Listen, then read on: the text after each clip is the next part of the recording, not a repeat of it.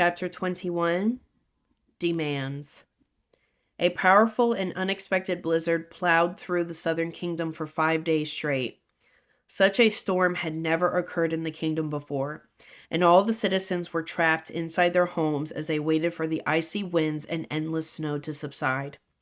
Without any time to prepare for the catastrophic weather, the country's people found themselves in the midst of a natural disaster.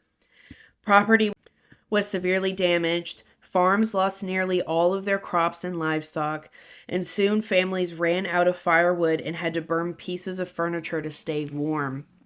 As the southern kingdom endured its 5th day of the terrible blizzard, many began to fear the horrific storm would last forever. However, shortly before midnight, the wind began to die down. The snow started to disappear and the clouds cleared from the sky. The weather went completely back to normal, as if nothing had ever happened. In the eastern countryside of Chariot Hills, the storm had been gone for less than an hour when Justice Evergreen received a mysterious knock on his front door. He answered the door in his pajamas and was surprised to see a royal carriage waiting for him outside. "What's going on?" Justice Evergreen asked. "King Champion is holding an emergency meeting at the castle, sir," the coachman said. "He's asked for all high justices and justices to join him at once." Without a doubt, Justice Evergreen knew the meeting was being called to discuss the recent storm. He quickly got dressed in his long black robe and tall square hat and climbed aboard the carriage. By the time he arrived at the castle, the king's throne room was buzzing with high justices and justices alike. "How is the kingdom going to recover from this?" High Justice Montclair asked. "It's going to take a massive amount of money to rebuild all the damage, and the treasury is low on funding as it is."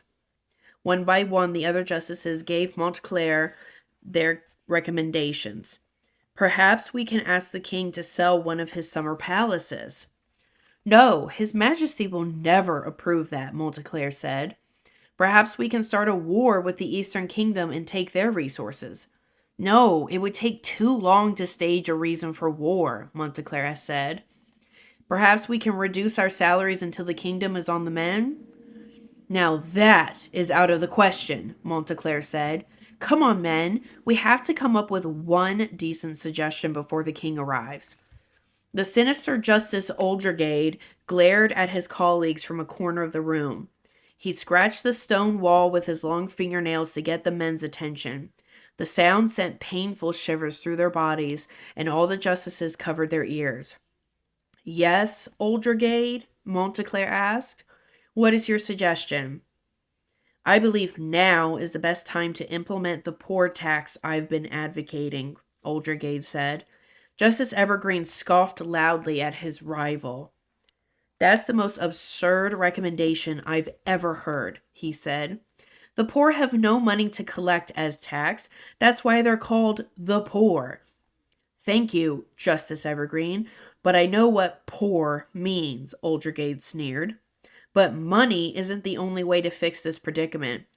By introducing the poor tax, the poor throughout the Southern Kingdom would immediately be charged with tax evasion.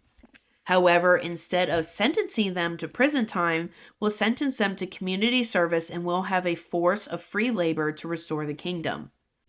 The justices nodded as they considered the tax and then cheered for Oldregade's calculating proposition.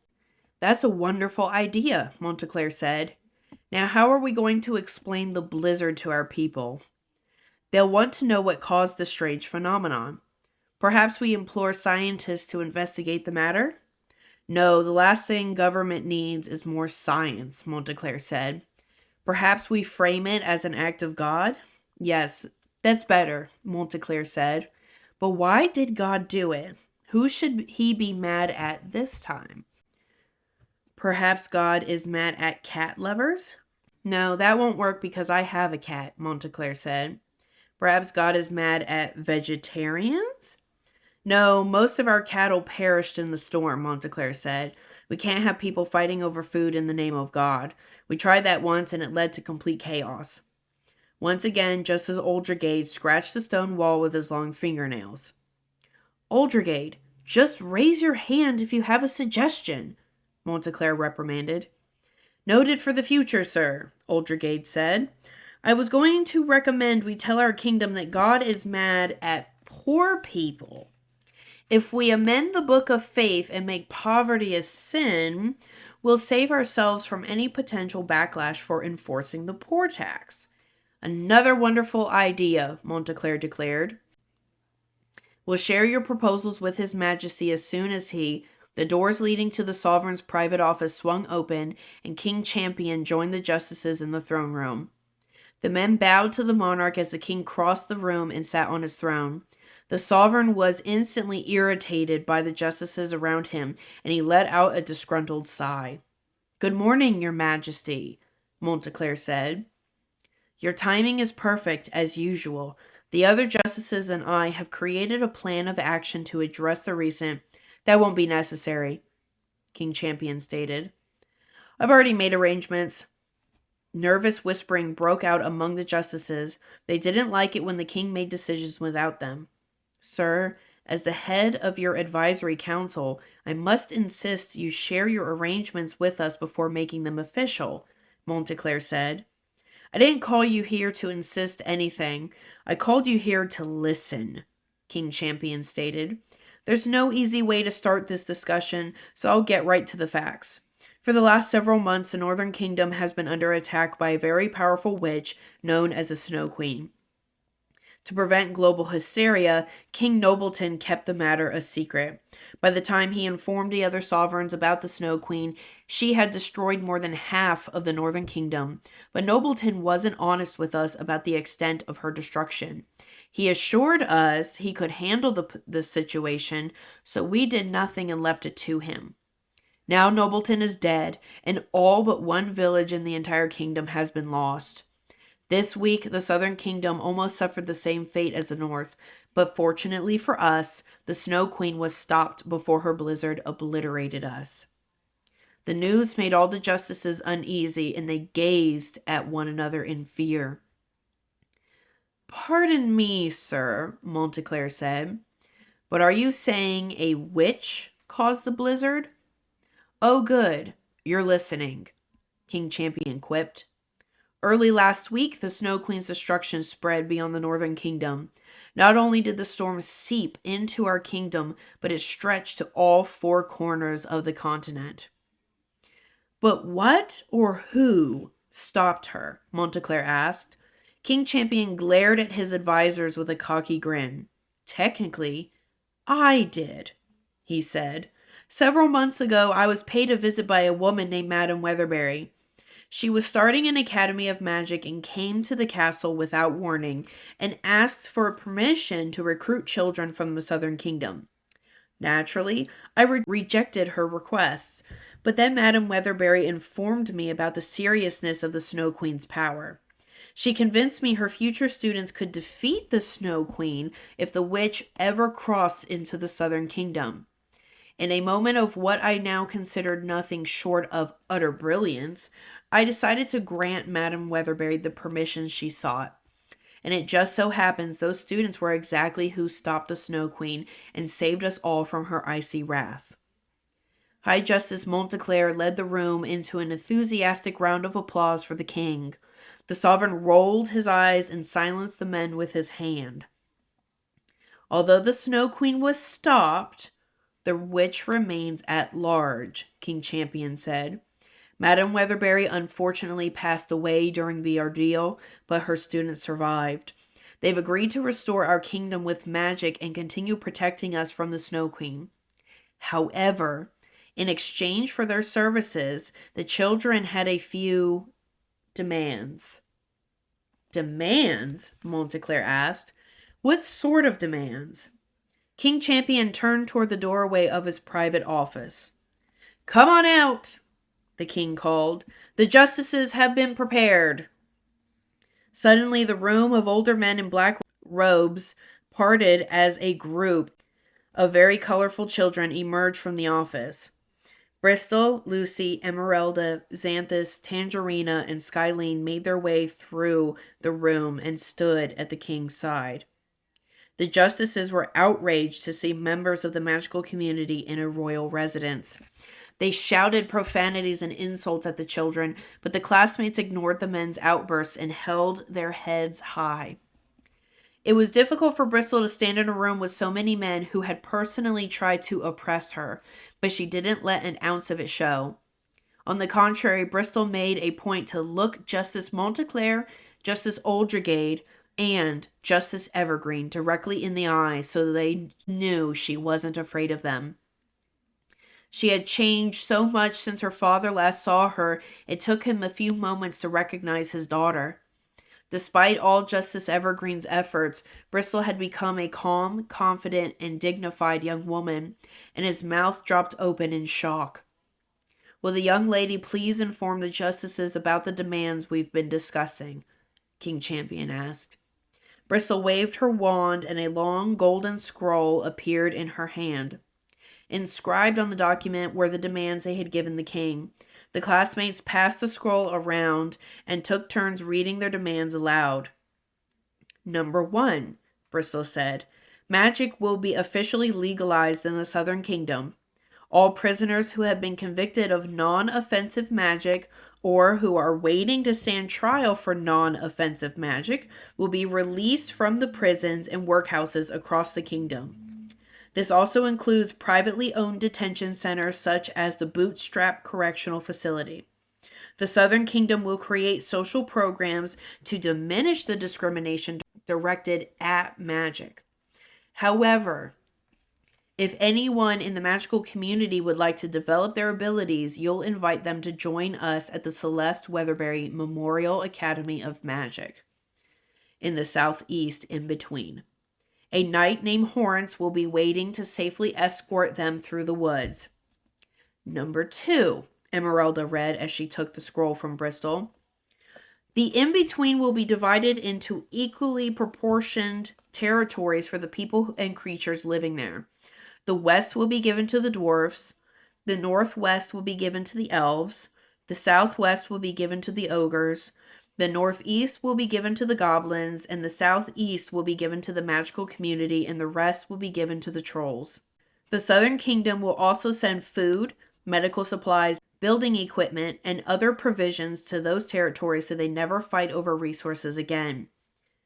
Number 3, Xanthus read, "The Southern Kingdom will establish education and employment equality.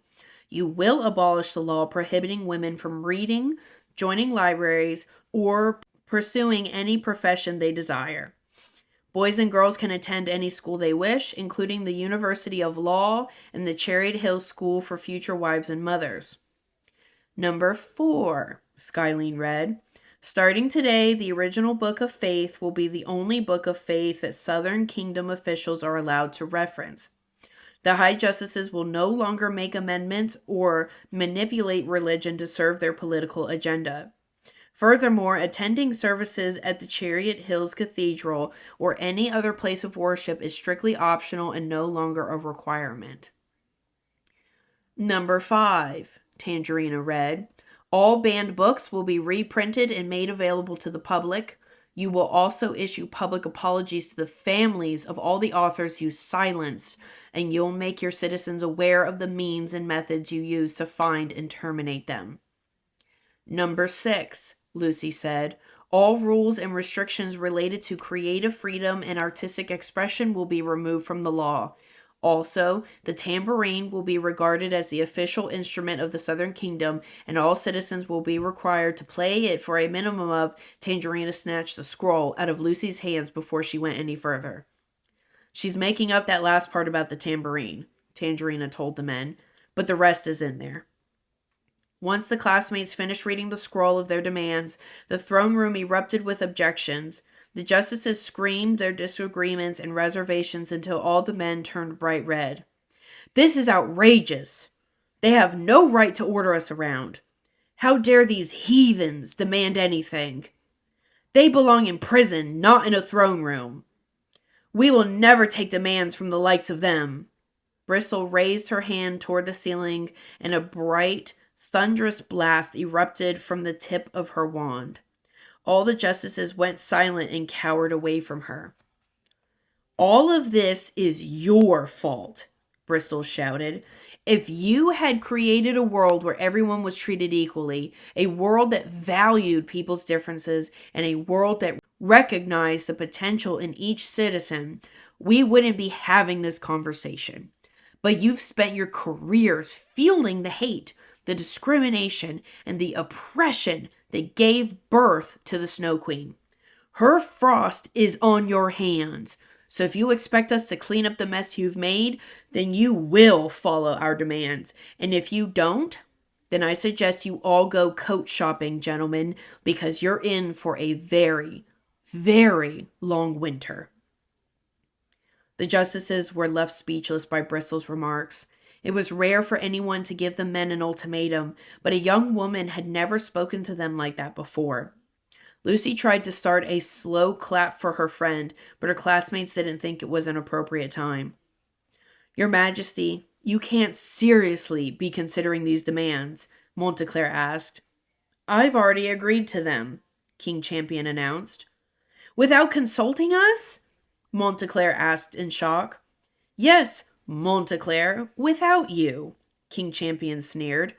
As the current situation has proven, I tend to make my best decisions when the justices aren't around. King Warworth, Queen Industria, and King White have already signed these demands into the laws of their kingdoms, and starting tomorrow, the Southern Kingdom will do the same. Who's King White? Oldergate asked. The newly appointed sovereign of the Northern Kingdom, the king explained. By whose authority? Oldergate pressed. By our authority, Lucy declared. And would it kill you to take a bath and cut your dang nails? I thought you were a sloth until you opened your mouth. Oldergate crossed his arms and fumed in the corner. And what are we supposed to call you? Montclair asked the classmates.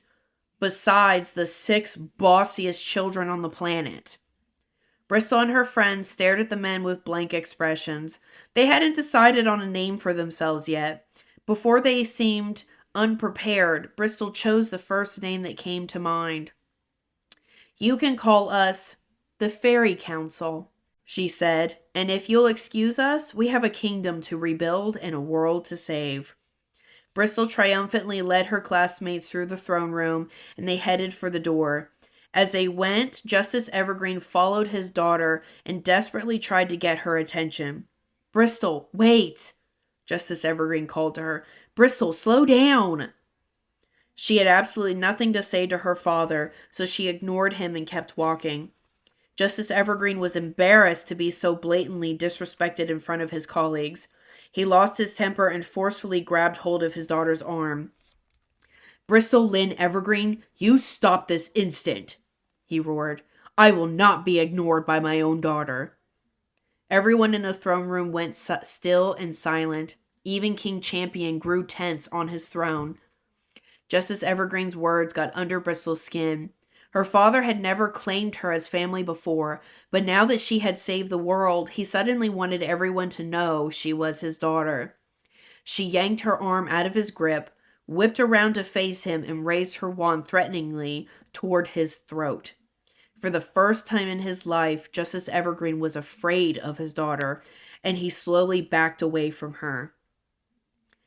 That is the last time you will ever lay hands on me, Bristol said. And don't you dare address me as daughter. You're no father of mine.